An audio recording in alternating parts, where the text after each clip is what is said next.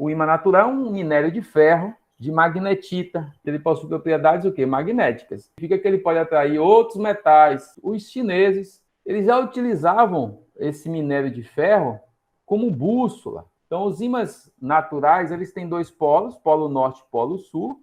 Então, de uma forma geral, as linhas de campo, elas saem do polo norte e entram no polo sul. A quantidade de fluxo magnético que sai do polo norte, a quantidade de linhas de campo que saem aqui, nós chamamos isso de fluxo magnético, chamamos de uma letrinha chamada de Φ, e a gente chama ela de Weber. Então, um Weber, que é WB, vale 10 a 8 linhas de campo. O que é um fluxo magnético? É a quantidade de linhas de campo que sai lá do Polo Norte. Tem uma quantidade, né, de 10 a 8 linhas. Beleza. A quantidade de linhas de campo que atravessam uma determinada área, e a quantidade que sai aqui, ó, do Polo Norte, é o fluxo. Mas se eu quiser a densidade é o quê? É quando você tem uma área e nessa área aqui você vai povoar as linhas de campo. Então, quanto mais povoada, maior a densidade de linhas de campo. Isso indica que você tem uma intensidade maior. E a isso chamamos de Tesla. Isso tudo em uma abordagem de ímãs naturais, do magnetismo. Oersted, em 1820, esse cientista aqui dinamarquês chamado de Oersted, ele verificou a relação que existe entre corrente elétrica e o magnetismo, e o campo magnético. Uma experiência muito simples. Ele pegou uma bússola e fio aqui, passando corrente elétrica por esse fio. Vai perceber que a bússola vai sofrer influências geradas por essa corrente que está passando aqui. Logo, ele percebeu que uma corrente elétrica também gera um campo magnético. O sentido das linhas de campo gerado por corrente foi estudado por Ampère. Bom, Oersted descobriu a relação. E o Ampère, ele foi lá com a mãozinha direita dele, conseguiu determinar o sentido da corrente elétrica, o sentido do campo elétrico em relação à passagem da corrente elétrica. De forma geral, eu posso ter um campo magnético gerado por uma corrente elétrica. Então, isso aqui é um condutor retilíneo, e esse condutor retilíneo aqui, quando é percorrido por uma corrente elétrica, é aquele caso do fio, né, de Oersted, que ele fez a experiência, e gerou esse campo magnético, que ele é circular, ele fica circulando em torno do condutor.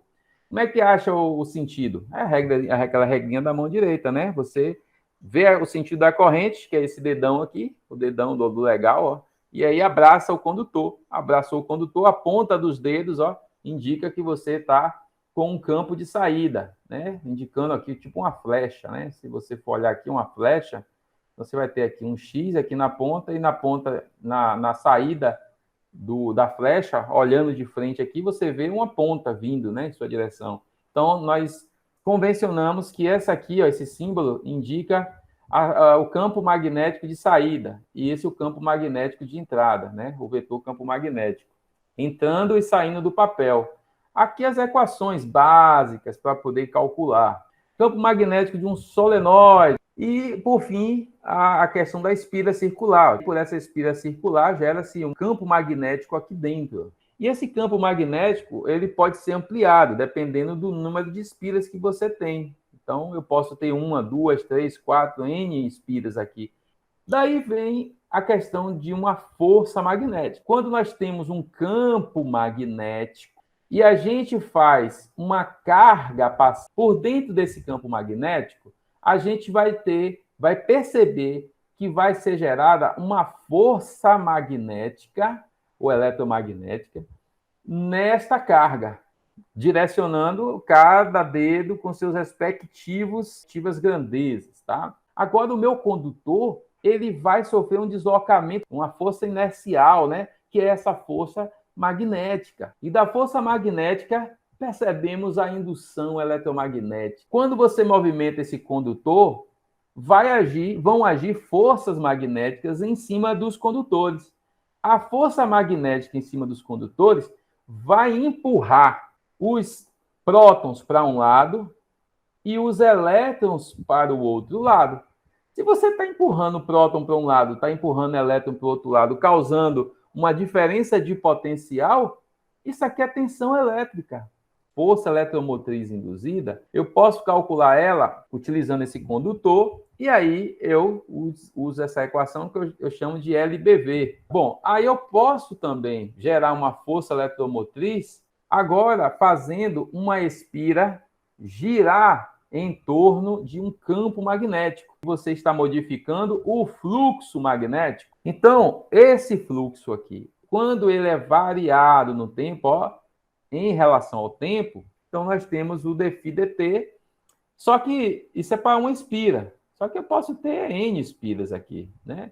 N espiras. E aí, essa N espiras, multiplicado por essa variação do fluxo magnético, é o que vai gerar a nossa tensão elétrica, a nossa energia elétrica que hoje nós utilizamos. Bom, isso foi feito por nosso querido Faraday. Nosso querido Faraday, né?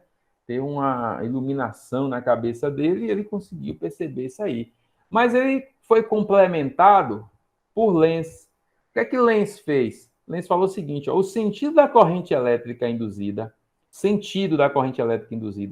é tal que seus efeitos tendem a se opor à causa que ele deu origem. Olha que coisa louca, né? Você tem que ler isso aqui umas 10 vezes para poder entender, né? Você tem que ler com calma, com paciência, para poder entender. Mas, via de regra, significa assim, ó.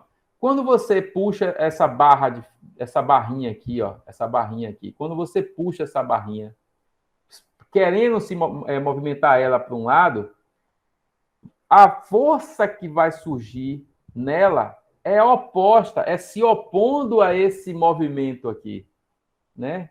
Ela não permite que seja gerado essa nova energia. Ela não permite, a gente força isso. Por isso que aqui na fórmula de Faraday, o Lenz acrescentou o negativo, mostrando que a tensão ao sentido da corrente elétrica aqui que é induzido, ela é gerada de forma a se opor à causa que lhe deu origem. Por quê? Como assim se opor? Porque, ó, corrente elétrica não gera campo elétrico e não gera força elétrica, ou força magnética, desculpe, viu? Né? Corrente elétrica gera campo magnético. Campo magnético gera força magnética. A corrente elétrica que vai ser gerada aí, ela vai proporcionar um campo magnético que vai gerar uma força magnética, que vai se opor à causa que lhe deu origem, que é alguém que está puxando isso aqui, ó, para tentar anular. É isso que ele está querendo falar, né? Está querendo anular o movimento dessa barra, está querendo anular o movimento do giro dessa espira aqui, ó, está querendo anular esse movimento, mas é gerada essa força eletromotriz, sim, tá? Essa é só a equação complementando a questão da lei de Faraday. Espero que tenha ficado claro, porque agora nós vamos começar a falar da tensão alternada.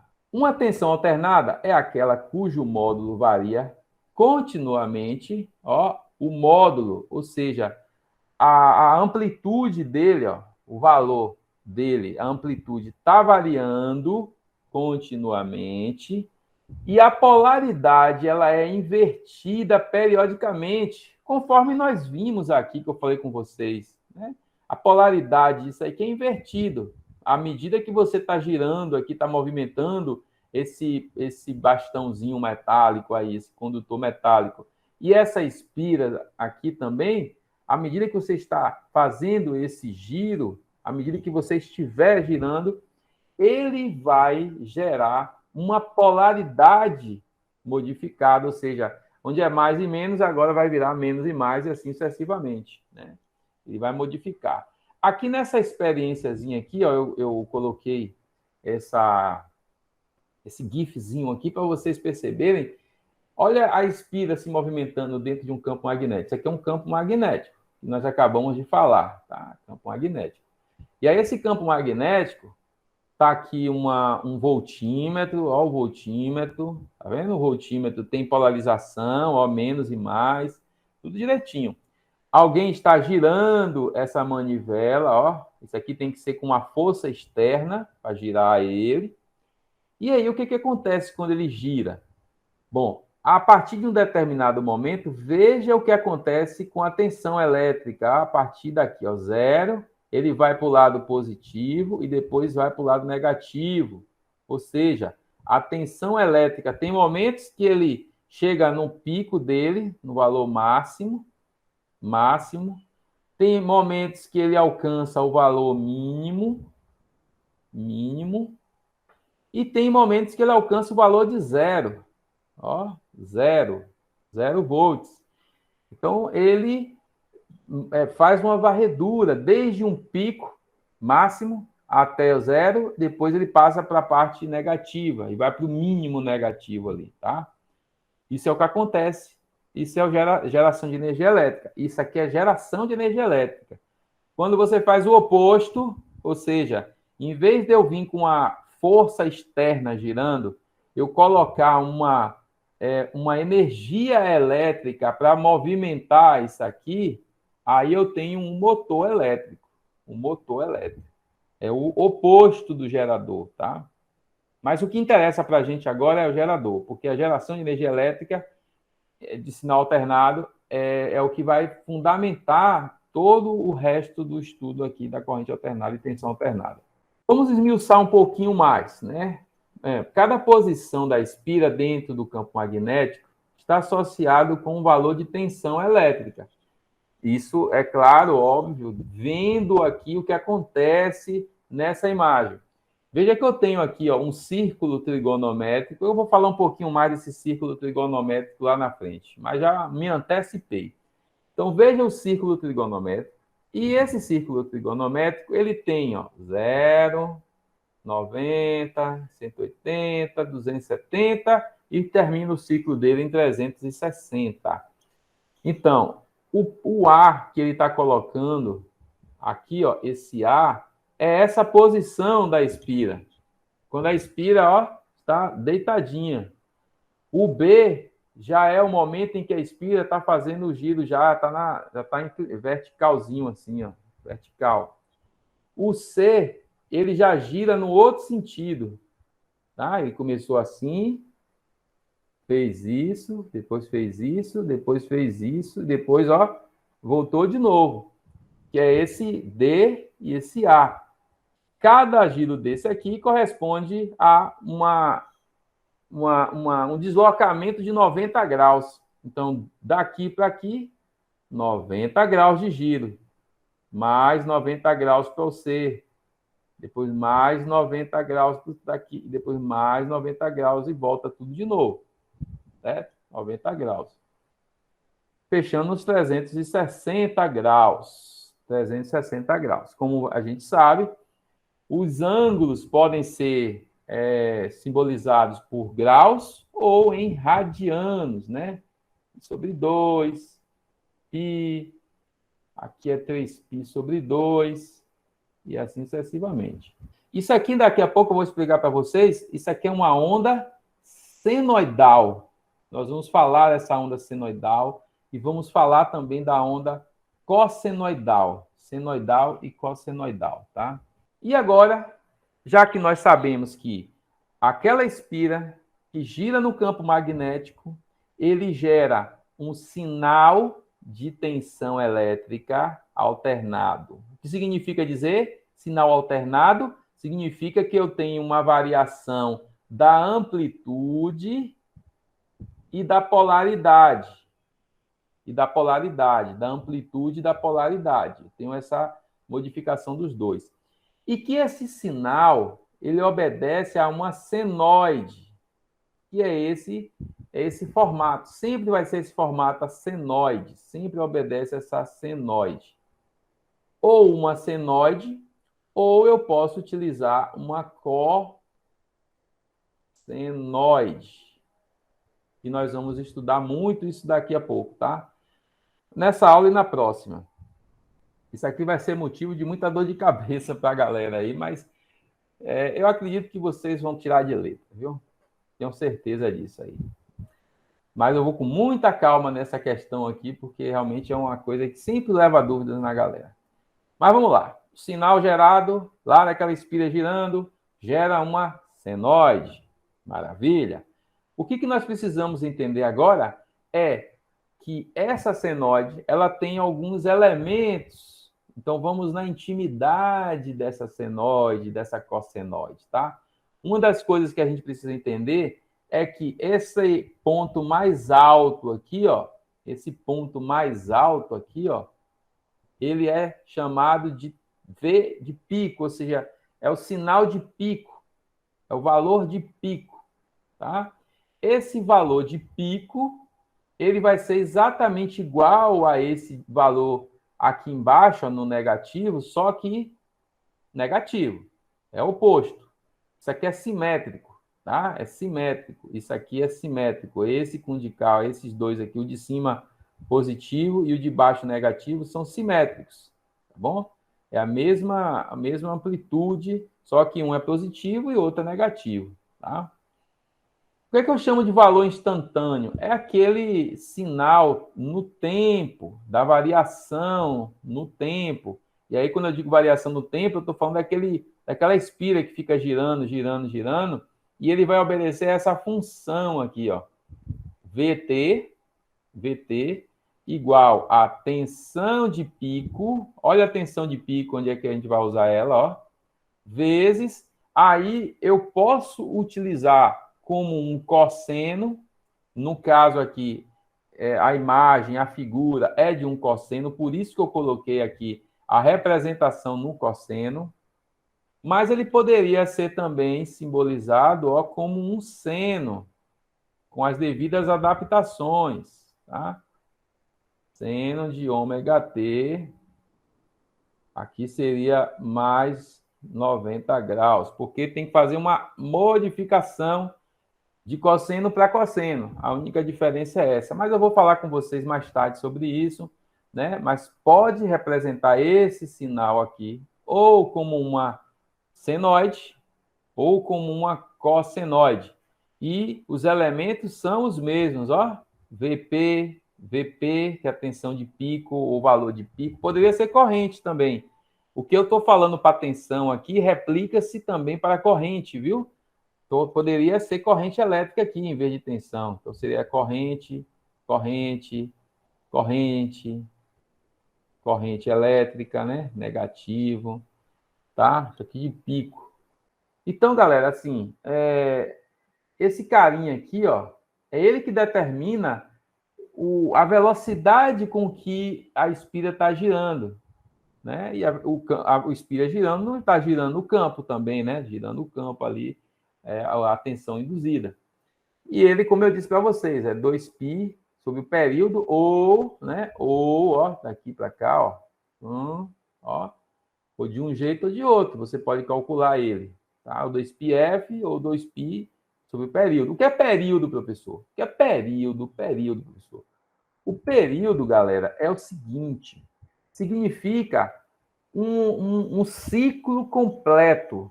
É o tempo que leva para a espira fazer um giro completo e voltar para a origem de novo, né? Seria como se tivesse assim, ó, tá aqui deitadinha, ele vai fazer o giro para cá, vai virar para cima e vai voltar de novo, né?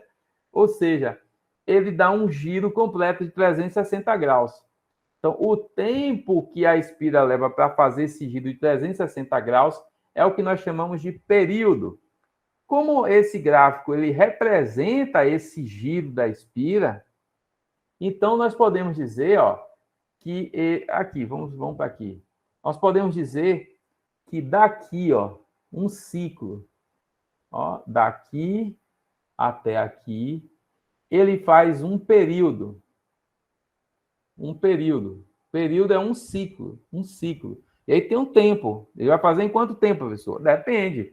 É pequeno o tempo. É em termos de milissegundos, né? 0,02, 0,017 segundos, 0,017 segundos, para fazer um giro completo, um ciclo, né? Um ciclo. Então, aqui no gráfico, perceba, ó, que daqui para frente repete tudo de novo.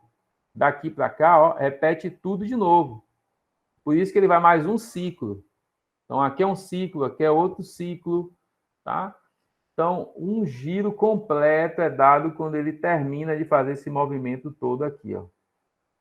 Isso para senoide.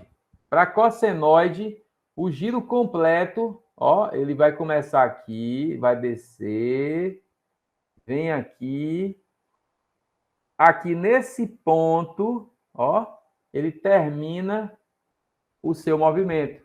Então, o período, ó, aqui, esse é um ciclo. Um ciclo. E esse ciclo, ele leva um tempo. E esse tempo que leva aí é chamado de T, de período. Engraçado, chama de T, né? Vai chamar período. Mas... Então, período. Beleza. Beleza, beleza, beleza de Creuza. Dúvidas nisso aí, galera? Até aí? Dúvidas? Primeira aula, sempre muitas informações. Diga, Elton. Jogue duro. Não, eu ia falar que por enquanto não tem dúvida, não. Maravilha, que bom. Que bom. Né? São informações simples e, ao mesmo tempo, vocês perceberam, né? Cheio de detalhes. Cheio de detalhes. Mas a gente chega lá, né? Pronto, já foi aqui. A frequência. Bom, a frequência, como eu disse para vocês, ó, essa frequência aqui significa a quantidade de ciclos que eu dou por 1 segundo, em 1 segundo. Né? Ó, aqui, ó, número de ciclos gerados em 1 segundo. E a unidade dele é o Hertz. Hertz. Né? Aí volta tudo de novo, aquela questão.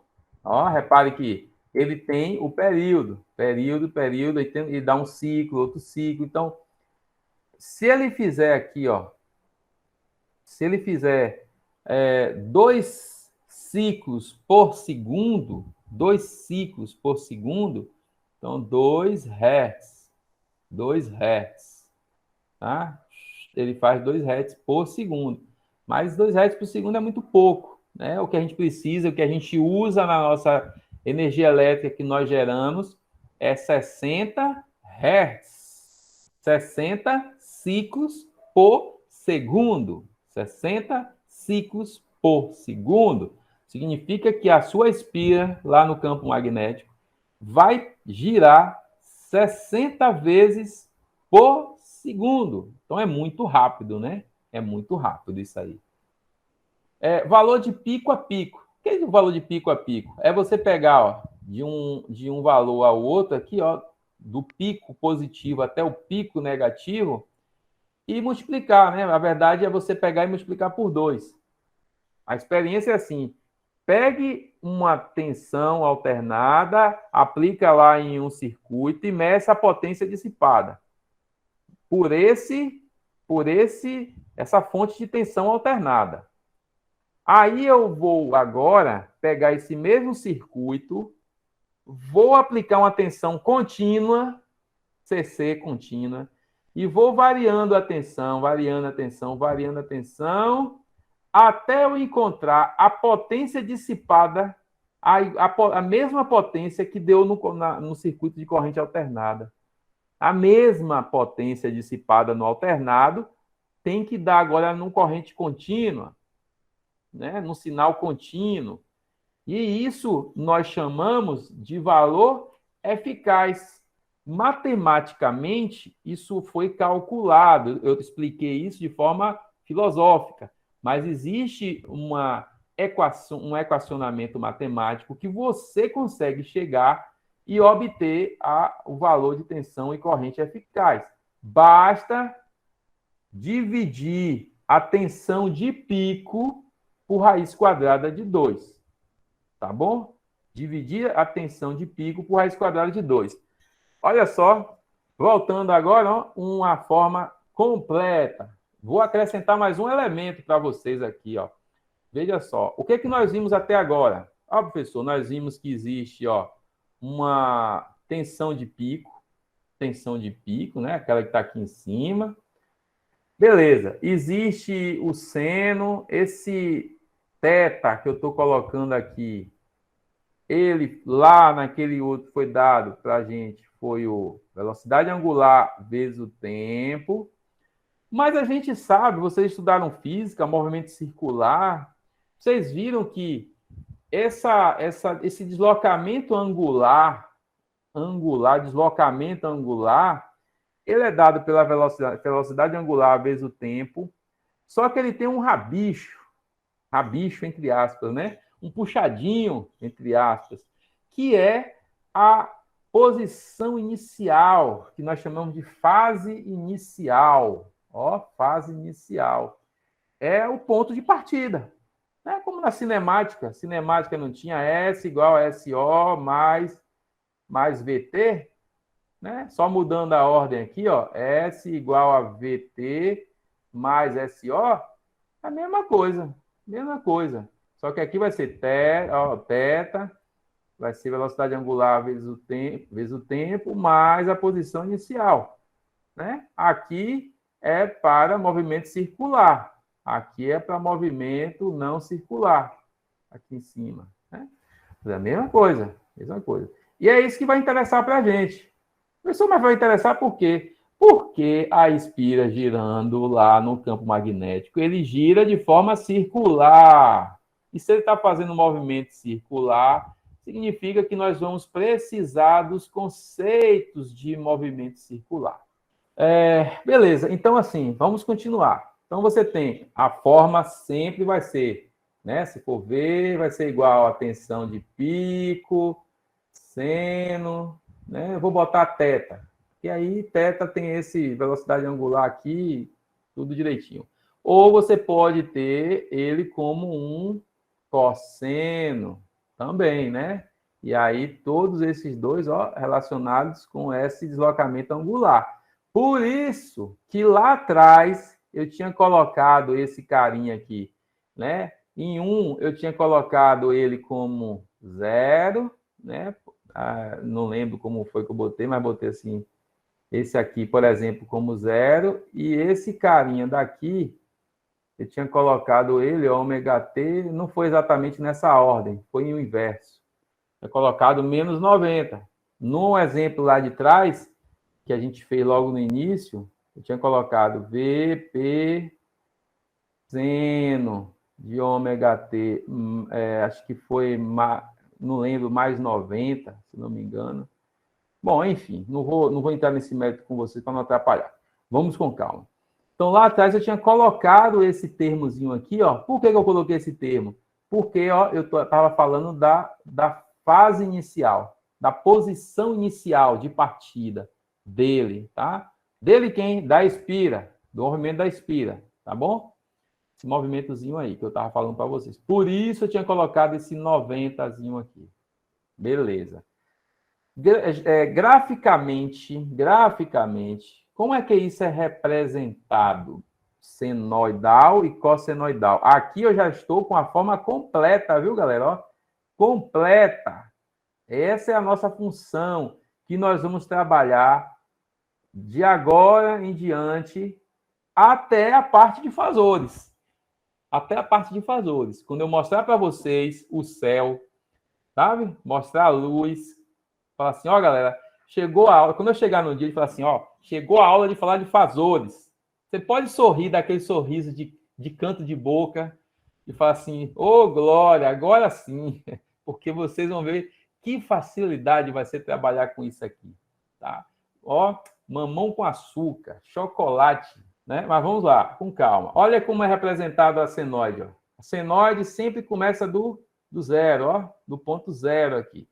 E a cossenoide, o cosseno, ele sempre vai partir, ó, do pico, aqui, ó, do pico. Bom, como assim, professor? Bom, pense assim, ó, esqueça esse pontilhado por enquanto. Pense somente nesse carinha aqui, ó, esse que eu estou aqui reforçando de vermelho, ó, reforçando de vermelho. O que ele está fazendo? Bom, está fazendo o movimento lá da espira, né? Está fazendo aquele movimento. Então, aqui, ó, 0, 90, aqui ele completa o 180, ó, 180, você já deu aquela meia volta. Depois ele chega aqui, dá mais uma E outra coisa, ó, essa daqui, ó, se você pegar o círculo trigonométrico, 0, 90, 180, 270. E o movimento, ó, pessoal, que nós vamos trabalhar aqui é sempre no sentido anti-horário. Anti-horário. Então, no sentido anti-horário, nesse giro aqui, no sentido anti-horário, tá? O que é que ele faz? Ele sai, ó, do 0, 90, 180, 270 e 360 graus.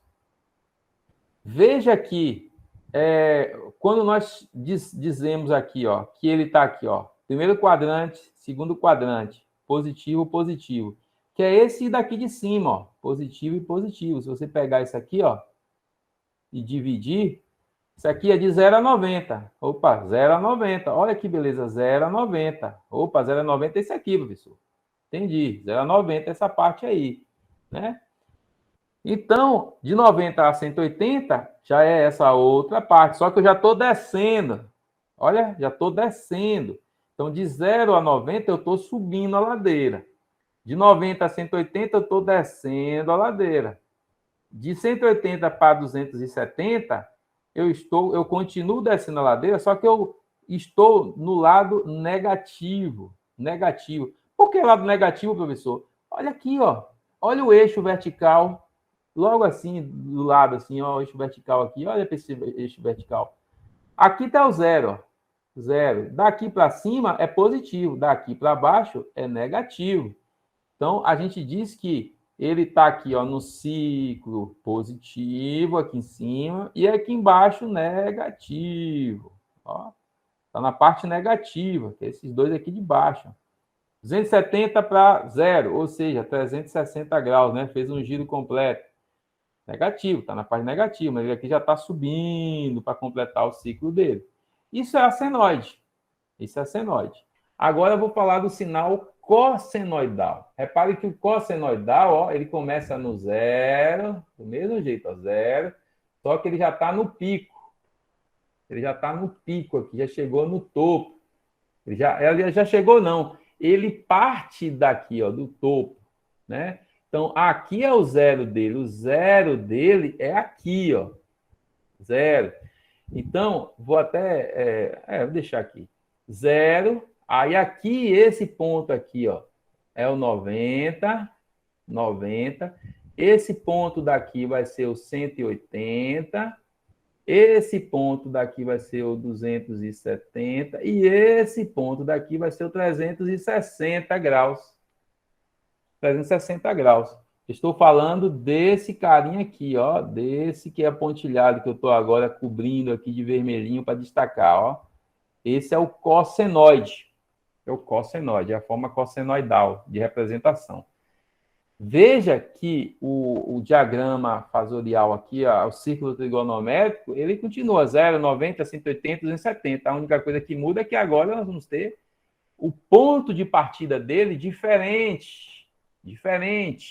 Ele já parte no topo. Ele já parte aqui, ó, no topo, no valor máximo dele. Até porque cosseno de 0 graus é 1. Cosseno de 0 graus é 1. Tá? Então, se você pegar essa tensão de pico, né? Ou tensão aqui instantânea, deixa eu apagar isso aqui. Nossa aula já está quase acabando, né? Então, se eu pegar a tensão instantânea aqui, fazer tensão de pico, vezes o cosseno de um ângulo aqui, resultado desse cara aqui, supondo que o resultado desse camarada todo aqui, ó, isso aqui tudo, esse camarada dê 0, né? Porque no tempo 0, instante 0. Se o instante é 0, aí você vai estar com 0 aqui. Então, 0 graus, isso aqui vai dar a tensão instantânea, a própria tensão de pico, né? A própria tensão de pico aqui, que é esse máximo, tá? Observações. Eu botei isso aqui, é uma observação para vocês, particularmente, né? Como eu estivesse falando para vocês ali, para vocês guardarem essa informação, assim, ó. Uma função senoidal pode ser representada por uma cossenoide, como nós vimos. bastando fazer o quê? Um deslocamento de fase de 90 graus. Eu já disse para vocês, né? E o oposto também é verdadeiro, tanto de seno para cosseno como de cosseno para seno. Basta fazer o deslocamento de 90 graus. Por isso é comum que se diga que se estuda ou usa ondas senoidais, se faça representação com um cosseno. E aí eu vou acrescentar para vocês agora uma coisa. Quando estivermos entrando em fazores, o nosso trabalho vai ser em cima da cossenoide. Tá? Cossenoide. Porém, essa cossenoide aqui, ó, é a mesma representação do seno. E eu vou mostrar isso para vocês em um software muito interessante que eu vou apresentar para vocês. Mais um software bacana, muito bom. Tá? Então, como eu disse para vocês, o seno e o cosseno, a angulação, diferença entre eles é 90 graus. E como é que faz para converter? Ó, aqui, ó, de seno para cosseno. Seno para cosseno. Menos 90. Então, ó, de cosseno para seno, você soma 90. Que foi o que eu fiz lá naquele início, né? Que eu fiz aquela... Eu falei, ó, eu não posso dizer aqui que é seno, tá, do ângulo e chegar a dizer que é cosseno do mesmo ângulo. Não, eu tenho que botar um rabicho. Eu tenho que colocar aqui se é menos 90 ou mais 90. Depende da conversão. Que naquela oportunidade ali, a conversão foi essa, ó. Estava com cosseno do ângulo e aí eu tinha que passar para o seno. Eu tinha que acrescentar esse mais aqui, ó. Mais 90. Por isso que eu acrescentei, tá?